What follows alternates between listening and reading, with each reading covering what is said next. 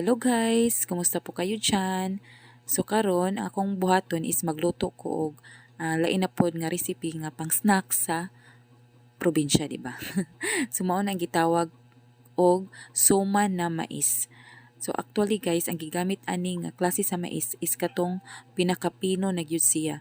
So di man ni siya kaayo gamiton sa paglungag og kanon kay pino man kaayo ni siya nga klase sa mais. So buhaton ko ni og himuon ko ning suman or budbud sa Bisaya. So natural magamit man jud ta og lubi, di ba? So magamit ko ani og duha ka lubi. So kagud og lubi guys is kuan na jud ni nako ba kanang part of my career of everyday living, di ba? Kuan na kay kustanan ani kanang hanas na kay kuaning pagkagud sa lubi with matching ginagmay nga kaon-kaon, di ba? Ug wa nay mahabilin magamitonon sa kong pagluto niya.